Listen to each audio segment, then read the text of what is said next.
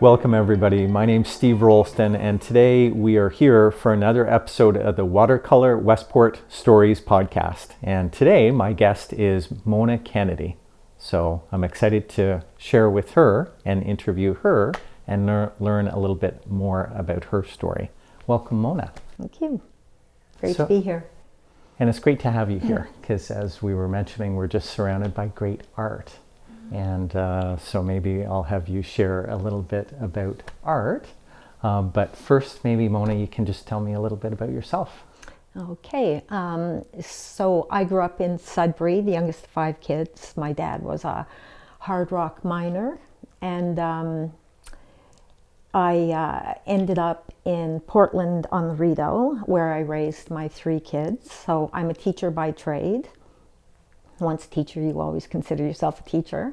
So I have 3 kids and 3 grandchildren. And that's one of the reasons I moved back to Westport, because I lived here before. And 2 out of 3 of my children live close by, and my grandkids live close by, which is great for me. Steve mentioned art, and I'm sure this was going to come up, that I love art. I'm not an artist, but I love art, and I am a member of the Westport Arts Council, and that council does a lot for the village of Westport. Interests and hobbies. I love to hike and walk and travel, and I like to volunteer in the community, and I do volunteer for the Arts Council. Also, when I bought a house here, I also got a job, as Steve knows, because he offered me a job working in the sales office. And I said I'd do it for 3 months. And over 3 years later, I'm still working at the office for Land Ark Homes. So that's great. And we love having you there because to me, there's no better gift of someone investigating if this is the right next step than coming in and meeting a fellow homeowner who lives in Watercolour, who can answer all their questions and concerns. So yeah, it's a privilege and a pleasure having you work with us. Thank you. Yeah. So you've answered a lot of things there, Mona. Can you tell us more about what it was that made you make that all-important decision to be our first homeowner? How did that come about? Okay, so I was living outside of Picton, Ontario, and I loved it there. It was beautiful. We lived on the lake, and my husband died, and I stayed a year because it was COVID, and I sold my house, and I was kind of rudderless. I thought I was going to end up in Kingston. I didn't really know where to go, but there was no place to rent. So I ended up coming back to Westport. I had lived here 5 years before and retired from the school here. And so I was renting a place, and my good friend Diane said to me, "You should watch Steve Rolston's presentation to council." And I said, "Who's Steve Rolston?" and okay, and she says, "Yeah, he's building houses here." So I watched the presentation to council that you and Kevin did, and I had no intentions of buying a house, and I was intrigued from the start. So what you did was you talked about the houses and showed us a streetscape, and all of the houses on the street looked different from one another. And that intrigued me because, in my opinion, a lot of new developments look like rabbit warrens. And so I contacted Land Ark Homes and put my name on the mailing list. And a few weeks later, I got a call from Kathy Burns, a friend of Steve's, and she was working for you at the time. And by the end of that conversation, it was like, I think I'm going to buy a house here, because she talked about the quality of these houses and how, you will have no regrets if you buy a house here or from Land Ark. But what she said that really caught me was that the builder had a lot of integrity. And so I thought, okay, that's very important. And then it just went from there. And I was living in a townhouse, and I knew I wasn't going to stay there. And so I bought a house, just like that. And I was the first person on the street for 3 months. And I had been living on a country road, so living on the street with nobody else in Watercolour was fine with me. And no regrets, have never looked back. I love Westport, love the people here. It was divine intervention in a way, but yeah, no regrets, certainly. Mm-hmm. It's fascinating to hear people's stories of how they find out about watercolor and what makes it their right next step on their life journey. Yeah, I can remember so many things about meeting you that first time and building those first, what would eventually be 14 move-in ready homes, just creating a market where none existed before. Mm-hmm. So yeah, it's been a real joy and a real blessing. And I'd like to say that my experience with Land Ark Homes was incredible, because you hear stories about builders, right? And I was treated unbelievably well by the team. And I kind of thought after a while, well, I'm the first person to buy a house here, so it must be that. But I work at the sales office, and I know I'm not that special, because everybody gets that treatment. Every single person who comes and looks or buys a house from Land Ark Homes, no question. Yeah, we try to treat people with unreasonable hospitality. As a friend, Chris Canless, who owns a wonderful restaurant, or he and his sons and his wife were a part of this wonderful restaurant in Seattle. And I was just chatting with him last weekend, and he was sharing with me how his younger son is leaving the Canless fine dining restaurant to go work with a friend of his, Will Gadira, who's written this book, Unreasonable Hospitality. And that's how just Diana and I have always thought everyone should get treated, is with this unreasonable hospitality, because when people come in the model home, it's like they're coming in our house, and we just want them to feel welcome. And even if it's not their right next step, just let them know what the community is all about, because maybe even if it's not the right next step for them, it might be for one of their friends. So that's why we always think, yeah, just come, see for yourself and explore. There's a lot to explore. Well, share with people, if you would, Mona, a little bit about that, because I often refer to you when people come into the model home, if I'm there, as our social convener. So share with people some of the activities that you're involved with in the community besides the Westport Arts Council. Okay. Before I bought a home here and I was renting, my friend Diane and I walked together every morning. And it was COVID. And so when I say we walked together every morning, we did. It was the only thing that we had to do. And, that was great. We had taught together and shared a classroom, and so we're very good friends. And then as people moved in and I met friends of Diane's, we started a walking group. And really anybody who moves here is free to join our walking group. Sometimes there are 2 people on the road, sometimes there are 7. And so there's that. So I walk regularly, and we hike Foley Mountain. There are trails galore. And so we try to vary our route. And then lately, the husbands have been going to Frontenac Park, actually, and hiking there. And so, I hike and walk. My friends and I go to a fitness class. I love to travel, especially in the winter. And I'm on the Arts Council, and so that takes up some of my time. And then, of course, my grandkids live, and 2 out of my 3 kids live close by. So I spend a lot of time with them as well. And, there are restaurants, and there's the Cove. There's always something to do. There's usually music at the Cove. And there's always somebody to do it with. On top of that, if you want to get involved and meet people, which is a great way to meet people, we have, the Lions Club, and our Lions Club has a really big membership. There's the Legion, Councils, Westport Blooms, and so I would suggest that that's a good way to go out and meet people.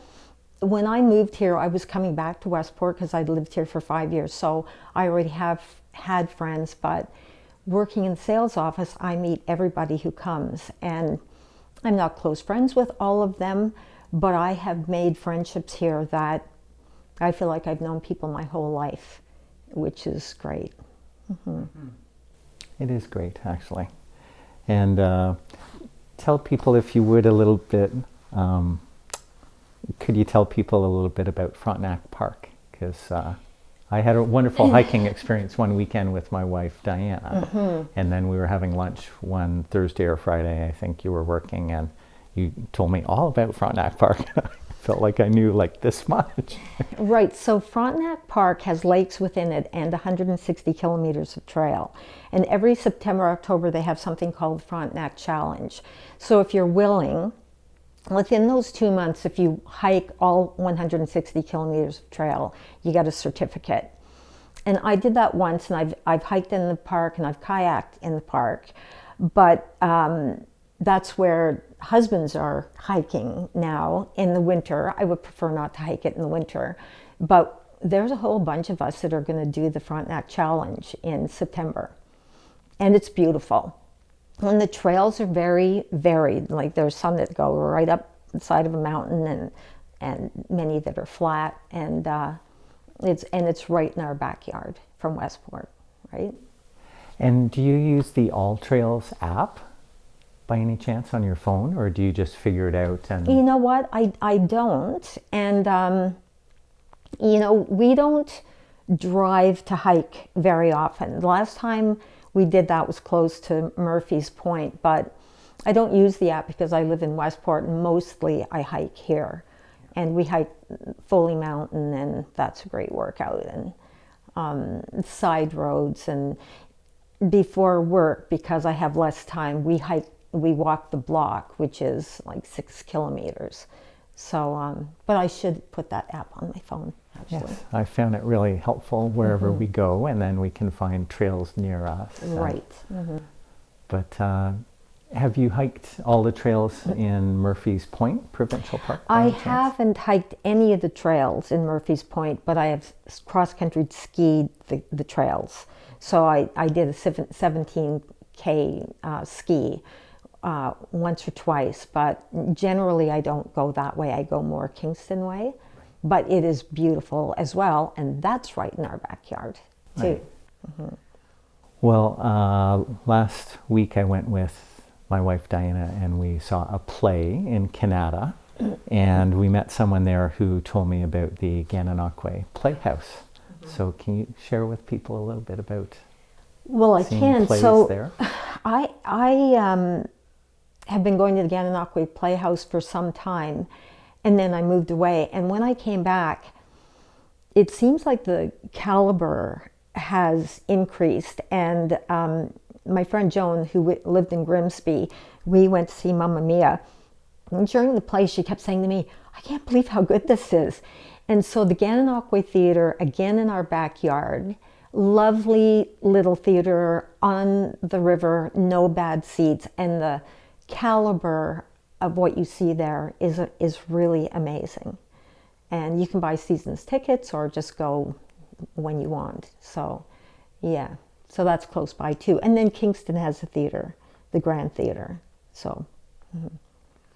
And every time that I think we could help someone figure out if this is their right next step, I often ask you if you would make a list so that we could put it in the homeowner manual, so that people could, download that and take a look. Oh, here's 7 restaurants in and around Westport, or there's all these 7 different spas was another list that you made that I think WAFA is going to shout out some of the spas that are around here, or 7 different places to go watch live theater was another list I think that you made one time. Is there anything you can think of that people might not expect in such a small town? Because like Rideau Lakes Township is about 12,000 people. And what I've learned through you and through your friend Diane Lynn is just the fact that this is kind of like the eastern townships of Quebec. And this is Westport. Some have compared it to Magog. And yet I've been to Magog last March break and there was no live music, and it was such a letdown and a disappointment, as beautiful as it is and as quaint as it was. But this idea of this maybe being sort of the eastern townships of Ontario with all these small towns. So I'm just thinking of a conversation one time you, I, and Diane had about that. So can you just name some of the small towns that are around, that are within a 45-minute drive that maybe you know, growing up with your kids in Portland or Diane might have gone to? So I'm going to list Portland right off the bat because we raised our 3 kids in Portland on the Rideau, and there's a great restaurant on the water there. And so there's Portland, and then there's Delta, which is a sweet little village. And there's a really wonderful coffee shop there called the Bastard Cafe, named after Bastard and Burgess Township. And then Gananoque is close, Athens with all of the murals on the walls. Brockville's not that far away. Sealy's Bay, took line dancing there. And so, you know, there are all of Elgin, so there's Elgin Days in Elgin. So there's always something going on in these little villages in the summer, and there's lots going on in Westport in the summer as well. So I can speak to that because I live here, but being part of the Arts Council, we have a music fest third weekend in August.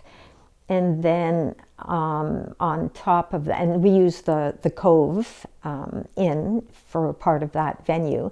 And then in September, we have West Porch, which people give over their verandas or their front yards. And there's music all over Westport, and there's a little map that you can follow. And that is a really fun day in Westport, both of those music festivals. And just music at the Cove all the time. And we actually have a coffee shop that's open all winter now, which we didn't before. So, you know, there's always something to do if you look for it, right? So. And what about making friends? Oh. You had friends here before you came. Any encouragement or advice for people? Because Victoria, our sales manager, when I was sharing after last week's 2 podcasts, interviewing John and Joan, and saying, yeah, you know, we think this should be kind of neat. Like, I don't know of any other builder in Canada that has a podcast. And that, you know, God put on my heart, I think, this idea of connecting people and building community. And that's why I'm doing what I'm doing. And that sounds so foreign and so different. And yeah, have you any encouragement for someone who, like I call it the minimum 48-hour viable experience, that people might want to come and try those 7 different dining establishments? And especially, you know, to have the live music experience, because they can do that all winter long. But any thoughts on how people might expect to meet other people? So when I moved here, I already had friends here, but I have since made friends, and it's easier for me because I work at the sales office, and so I meet everybody before they buy a house or as they're buying their home. What we did, Diane and I, was we extended our invitation for walking, and I do it to pretty much anybody who moves in. So my friends and I, we have a walking group, and it's just, we text one another, and anybody who wants to join in can. So there's that. We also, 6 of us formed a book club. And then I'm not in the Mahjong group, but there's a Mahjong group of 6 women, and that has spawned another Mahjong group. And so it's really easy to meet people here. And one of the reasons that is because of what you do, Steve, and Land Ark Homes does to help people get together. So from day one, we have had summer barbecues. So at first, Land Ark Homes put the barbecue on. Now I know you're still involved with that, either with food or picnic tables. But every summer we have a barbecue. And it's an amazing way for neighbors to meet neighbors. But not only that, we invite people who are in the process of buying a home or have already bought a home but aren't living here. We invite all of those people to come and meet people before they move in. Now, different people within Watercolour have sort of taken that over because Dave had an Oktoberfest party, and it was out on the street, and it was a massive number of people. So Land Ark Homes is you're a really different builder that way, because you really care about that sense of community. And when people move here, they've already left the community. And what are they looking for? Community. And people ask me about that all the time in the sales office. And so you make that happen. In addition to that, we offer workshops at our sales office.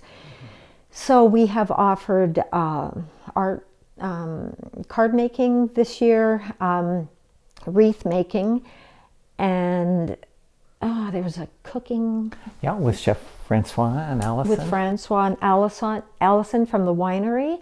And so that is another, and people are really keen to sign up for that because they want to make connections and they want to make friends and meet people. And so the card making workshop we had in December, we had 2 time slots and they were filled.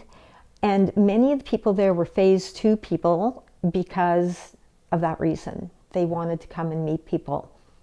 And so from that point of view, you make it much easier for us.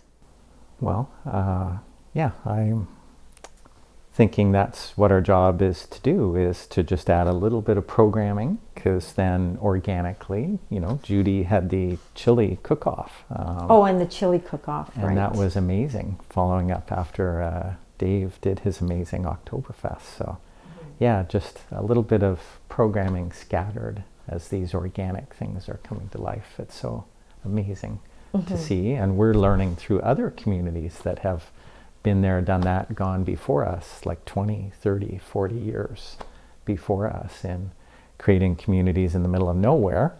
And to me, Westport has so much organic, historic, sustainable history that it doesn't take much for us to just blend what was already here with, trying to create an environment to help people connect and build that community. So to me, it's all about just creating a little bit of environment with the events we do that many other people like yourself and Judy and Victoria are then, shouldering the brunt of the burden of hosting. But yeah, WAFA helps as well with a lot of these events.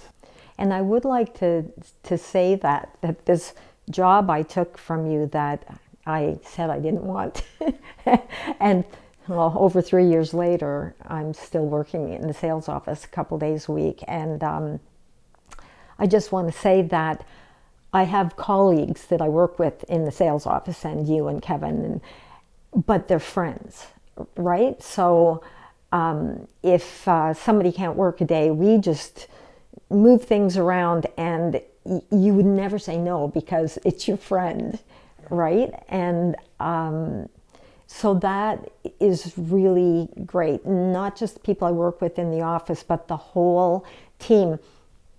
I'm just going to give an example of this. So last week, I left the hatch open in my car, in my garage, and my battery died. And I asked Rodney, who works on site, do you have booster cables?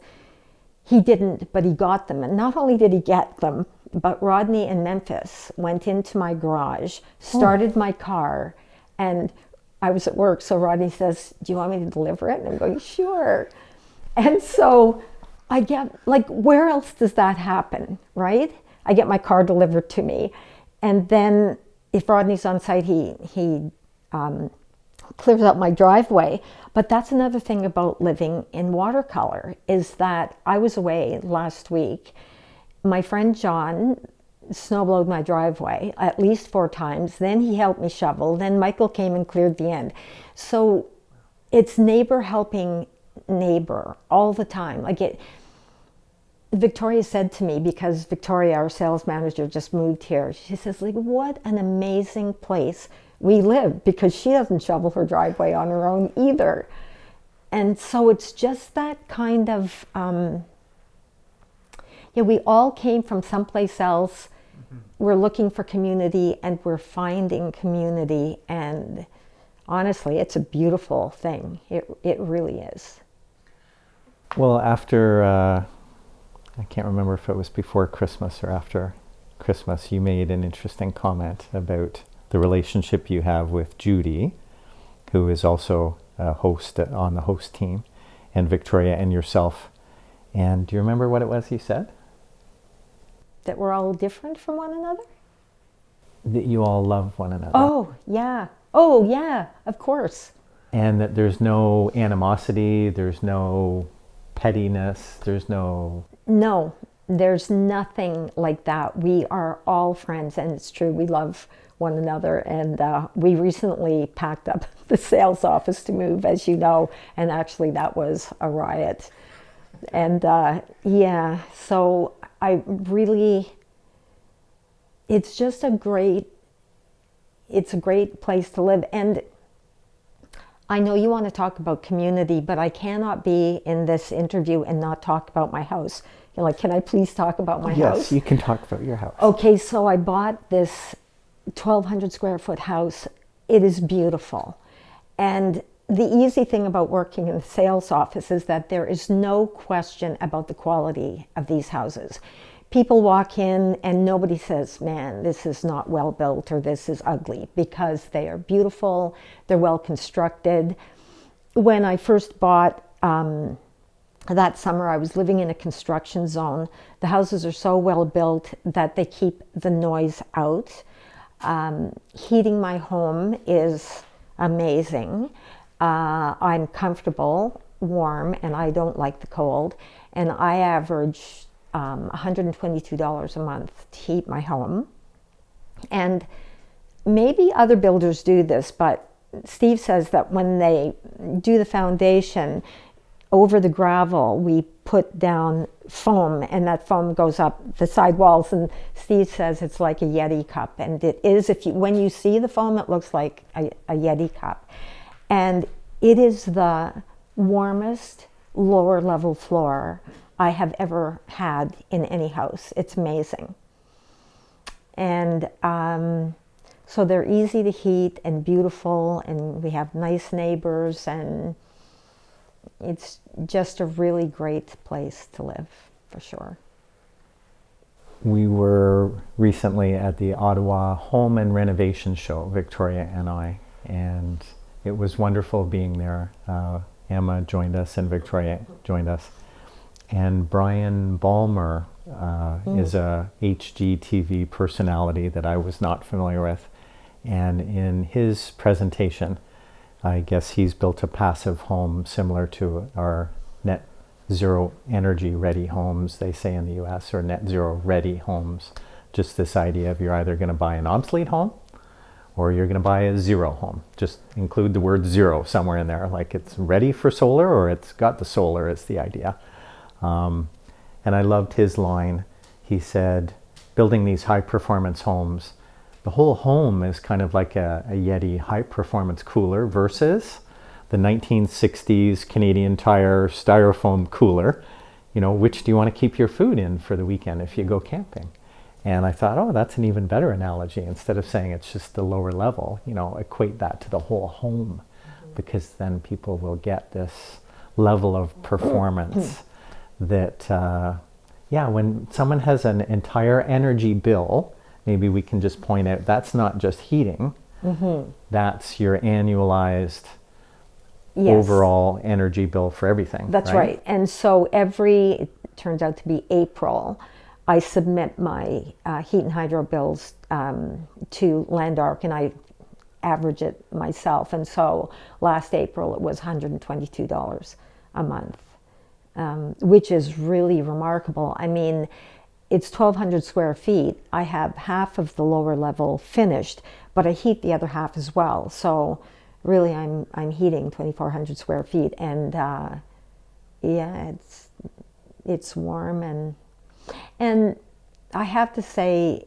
moving back here too, for me, other than all of the wonders of Westport, is that I'm close to my family again. So Picton wasn't close to my kids and grandkids, and yeah, so everything's good. Have you walked out along the Rideau Trail to Old Bob's Lookout by any chance? I haven't yet, no. Okay. Well, we'll maybe have you back next year when hopefully all of us have done that walk, or done it again anyways. But I'm sure, you know, just the lookout from Spy Rock and much of the Rideau Trail, I'm sure you've hiked much of the Rideau Trail. Yeah. I've hiked the Rideau Trail, the trails on Foley Mountain. Foley Mountain is an interesting walk because it's straight up the mountain, and when you go through the park, you come to a place where there's this massive hill that goes down and up the other side, and then there are beaches there as well. So that's a really great hike because of the elevation that we're hiking. So yeah, it's gorgeous. Yeah, I've never seen anyone at the beaches in the Foley Mountain Park, and I think, wow, you know, these pristine beaches, and there's just no one ever there. It's quite secluded. It's secluded, so if you want that, that's great. But Sand Lake Beach, 0.7 kilometers from my house, Sand Lake Beach is close by, and the Lions Club, they keep the beach up, and it's wonderful, and they have events there too, and music, and Land Ark had an event there a few years ago as well. So we're surrounded by beaches, and then you can go and sit at the harbor, have a cup of coffee, which we do also. And then I haven't mentioned things like the fact that this is a walkable community, and for someone who likes to walk, that's perfect. So it's 10 minutes to anywhere, like the library, the bank, the liquor store, restaurants, and so that a lot of people love that they can just be anywhere in the village of Westport within 10 minutes. And speaking of that, you've shared that the coffee shop is open year-round now. So that's Vanilla Bean, is it? No, that's the Wood-Fired Cafe. Oh, Wood-Fired Cafe. Yeah. Gotcha. Yes. Okay. Yeah. Yeah, and that's a lovely place to hang out. Yes, we had wonderful food from there for our Land Ark Homes Christmas party that we had just recently in February, as more of a spring fling party to get the year going, and it was delightful. It was really, really good. Well, and then we have a breakfast lunch place right down the street from Watercolour, the Country Kitchen, where we also get food for events, and that's a really sweet place to hang out. So yeah, we're very blessed. We are, truly. Yeah. Well, any final thoughts on anything you'd like to encourage people to check out if they're thinking of visiting Watercolour in advance, just so they can do their homework? Well, on our website, we do have a whole list of places that you can volunteer. So if you move here and you want to meet people, that's a very good place to start.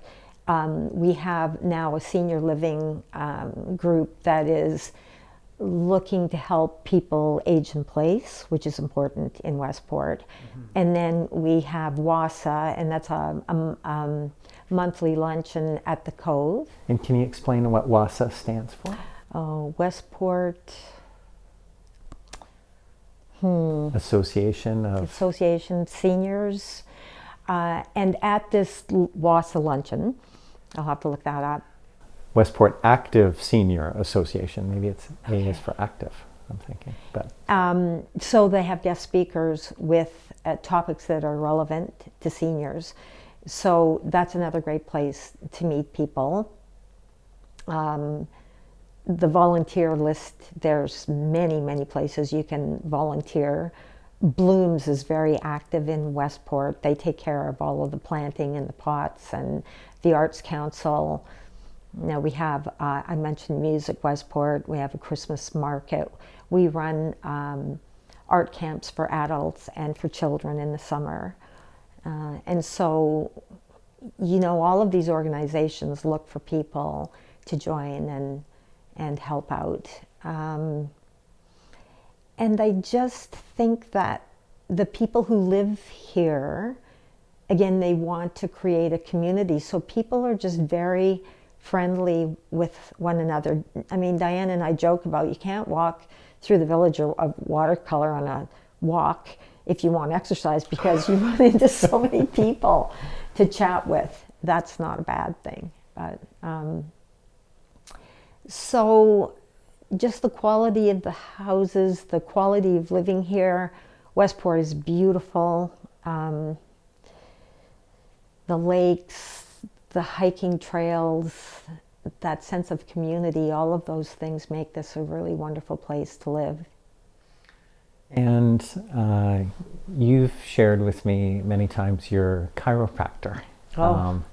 Can you talk a bit about the fact that we have such health care here? So Sean Rogers has been I've been seeing him for at least 20 years or more, and he's been a chiropractor in Westport, and he's a local boy, grew up in Portland. And I would say every single one of my friends sees Sean, and he's just amazing. And if I have any health kind of question, I save it for my monthly chiropractic with Sean, and he takes the time to chat with you and educate you. So yeah, we have the best chiropractor in town. Who's also a bit of a longevity expert by the sounds of it. Yes, he is. He's into that, like Blue Zone and doing for our health what not just longevity, but giving us the best quality of life while we're here, right? So he's really great about that. Yeah. Mm-hmm. And can you share a little bit about the healthcare center in Westport, how it's associated with the other two? Right. So I used to belong to the one in Portland, and now there's one in Westport, and I believe there's a doctor there now and nursing practitioners, and they're all linked. This is tricky for me, Steve, because my doctor's in Picton. Yep. And so, it's good to share that too. Right. So I kept my doctor in Picton until I can get one here. But there's, and those healthcare centers are also into offering different things like nutrition, workshops about nutrition, that sort of thing as well. And then we have a hearing clinic. So Clayton comes one day a week, and so you can get hearing aids right here in Westport should you want them. So, Yeah, I often share how when Mayor Jones walked me around the block that first time, she said, if she gets out early, it's only a 15-minute walk with her dogs. But if she waits till the middle of the day, it can often be, an hour and 15 minutes, depending on how many people she'll meet. So it sounds like you're experiencing the same thing. But also I was woefully unaware that these 87 small little entrepreneurs who live in and around Westport who are featured on the wonderful map that we have, that we give out at the model home. Just the diversity of businesses and services and goods and services and healthcare, that it's more like a town of 7,000 people because of the summer influx of cottagers and tourists. So yeah, it's pretty astounding. And we have, I didn't mention it, but we have a winery, we have a brewery here in Westport. And when I lived here before, we didn't have that. So we have that. We're really blessed living here, for sure. We are. We get to meet people who become fast friends that we just haven't met yet. Yeah. Exactly.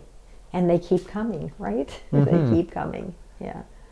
And that's what I really hope the podcast will do, is just shout out in people's own words, not, my words or anyone on our, we all have a story and we all matter. And that's what's, I think, really neat about the coming together of people sharing their own stories of what life is like here. Yeah. Yeah. It's a wonderful life. It is. It is a great life for anyone choosing to make Watercolour Westport their right next step. Yeah, and thanks to you too, Steve.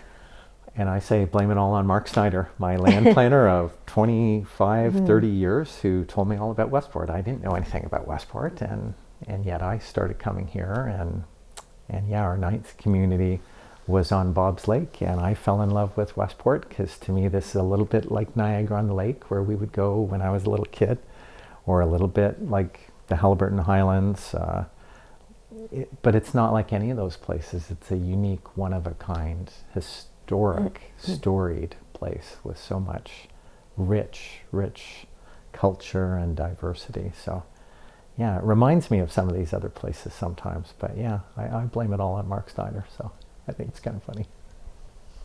Yeah. So. And that's all for today's show, everybody. So I want to thank Mona again for making time to be here. It's a pleasure. Yeah. And I hope you'll listen again next week when we have more people that we'll be interviewing as part of sharing what's going on here at Watercolour Westport on our Stories podcast. So thanks for joining us today. Thank you for joining us today for the Watercolour Westport Stories podcast. We hope you've been inspired. You can follow, share our podcast with others through YouTube and Facebook, and connect with us through our website at watercolourwestport.com.